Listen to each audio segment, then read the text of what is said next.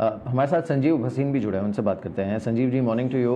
आपसे बात हुई थी, तब भी आपने कहा था कि बाज़ार जो है वो थोड़ा सा चल गया है और उसके चलते करेक्शन देखने को मिल सकता है और साथ ही रिलायंस जैसे कुछ एक स्टॉक्स पर नज़र रखनी पड़ेगी। तो पहले तो रिलायंस, आज रिजल्ट्स भी हैं और जिस तरह से इस पर ट्रेंड रहा है, रिलायंस पर आपका व्यू क्या है? और साथ ही मार्केट में करेक्शन और कितना आ सकता है या फिर गिरावट और कितनी हो सकती है, दोनों पर आपकी राय। गुड आफ्टरनून महिर, गुड मॉर्निंग महिर आपको। तो देखिए, सोमवार को सब बहुत बुलिश थे और बुलिश थे तो आप देख चुके हैं कि 2 दिन में 600 पॉइंट की करेक्शन आ गई और वो अनिवार्य था। All good results are built in. Large companies, मैंने कभी सुना नहीं कि एशियन पेंट, लीवर दोनों ने वार्निंग दी कि inflation is at a 40-year high और सरकार का नंबर तो बताता है 5.5-6% इन्फ्लेशन है। So inflation is definitely going to eat into your consumption and we have to be watchful. However, जैसे मैंने कहा, we are in a bull market, so running corrections can be sharp, furious and painful.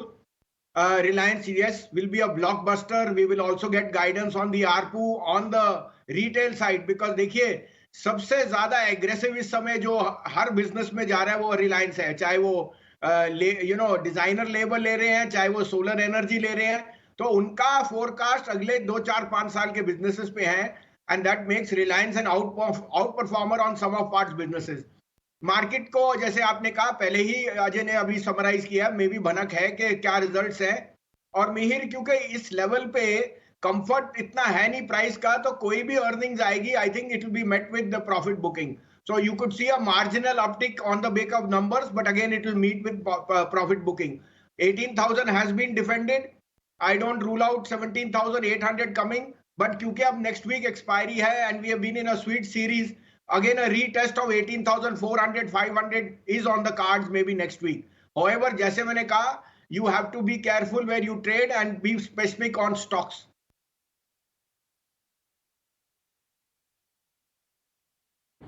अब ये आपने काफ़ी interesting कहा कि 17,800 को रूल आउट नहीं किया जा सकता, लेकिन क्योंकि एक्सपायरी है तो हो सकता है 18,400 को भी छूने का अटेम्प्ट करे बाज़ार, बिकॉज़ इस समय शायद बाज़ार को चाहिए भी ये कि ये कंसोलिडेट हो जाए बहुत ज़्यादा गिरे बगैर।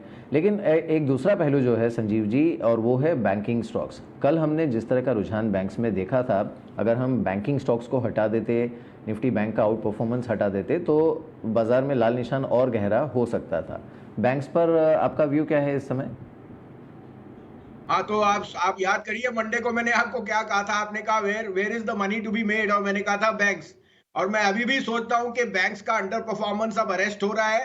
You will see sharp bouts of profit booking in IT metals में I would say more of less है, लेकिन IT will bear the brunt, क्योंकि inordinately the flows and the macros are making the rupee very strong. और मुझे नहीं लगता कि 75 will be breached easily.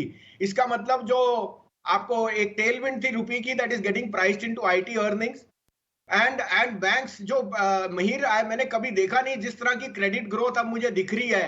और अभी तो आपने कोविड की जो प्रोविजनिंग है उसका राइट बैक ले रहे हैं। तो mid cap banks, PSU banks, as a disclosure ये हमारे टॉपिक्स रहे हैं। और अब bank Nifty is going to lead from the front. कल मेरे को ऑलमोस्ट 1 साल बाद मैंने देखा कि bank Nifty was up 1.5% and Nifty was down 0.5%। ये एक मे बी एक टेक्निकल एनोमली है, बट वो ये बता रहा है कि in the near term markets are discounting that credit both on the retail side and on the capex is going to be very strong. और उस कारण से बैंक्स की जो फ्लोज हैं, क्योंकि कॉस्ट ऑफ मनी लो है, उनके अब निम्स और asset quality will only improve in the coming quarters. So bullish on banks and neutral on the rest of the market. ठीक है। Morning Sanjeev ji, extremely euphoric stocks IRCTC, IEX, India Mart, इनमें क्या करना चाहिए अब? इनमें देखिए और मजे लीजिए, ऊपर नीचे जब जाते हैं। अगर पार्टिसिपेट किया तो 3 बैगर्स पे अगर 15-20% लॉस भी हो जाए, जो 250-300% बढ़ा है, उसमें प्रियंका अगर 25% नीचे भी आ जाए तो कोई हार्म डन नहीं है।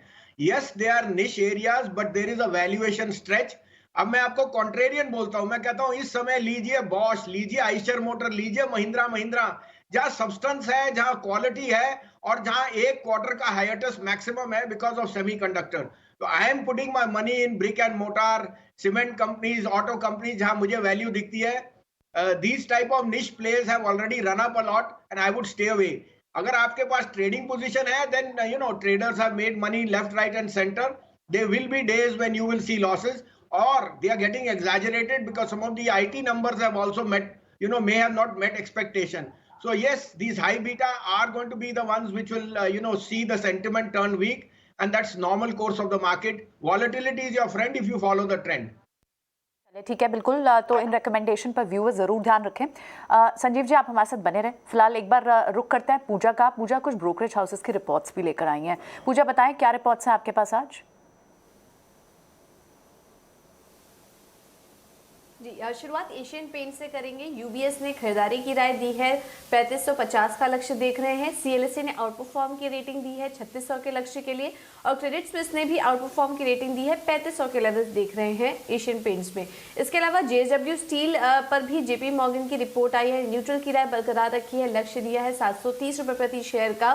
काफ़ी शानदार नतीजे इस क्वार्टर कंपनी के देखने को मिले। टीवीएस मोटर पर मॉर्गन स्टैनली की राय आई है, अंडरवेट की रेटिंग बरकरार रखी है, लक्ष्य 464 रुपये प्रति शेयर का देख रहे हैं। नतीजे अच्छे हैं, लेकिन महंगे वैल्यूएशन के कारण अंडरवेट की रेटिंग दी जा रही है टीवीएस मोटर्स पर। और इसके अलावा आखिर में बात करते हैं आयशर मोटर्स की।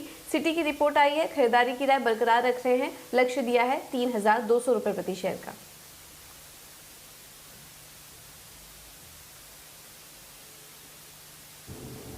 जी चलिए, ये वो स्टॉक्स है जिस पर आपको नज़र रखनी चाहिए। संजीव जी, क्विकली, ये जो आपने कहा कि 17,800 तक अटेम्प्ट हो सकता है, उसके आसपास आप सपोर्ट आता देख रहे हैं या फिर उससे नीचे भी फिसल सकता है बाजार? दिन में 1200 पॉइंट बढ़ गए, अगर 400 पॉइंट नीचे भी आ गए तो कौन सा कोई जमीन आसमान हिल जाएगा। अच्छा है एक शेकआउट आए, नहीं तो रोज आपको एक ही तरफ की मार्केट दिख रही थी। ये मार्केट के लिए बहुत हेल्दी है। अब 17,800 मैं इसलिए नहीं कह रहा कि कोई नंबर मेरे पे टेक्निकली है, बट आई थिंक 18 के नीचे is a very very big technical barrier and there will be lot of support there. जो लेफ्ट आउट फीलिंग है वो आएगी। प्लस अब आपके पास 5 दिन है एक्सपायरी के लिए, और bank Nifty which constitutes 22% of the nifty is showing a lot of strength. तो मुझे नहीं लगता we will slip more than that, but markets are all about greed and fear. आपने देखा ही है कि domestics are selling like they are booking profit like never before. So flows are going to be the determinant. और मुझे पता है कि retail function जो है वो ये high beta shares में काफी फंस चुका है। इस कारण से उनके लिए ये volatility थोड़ी hurting हो सकती है।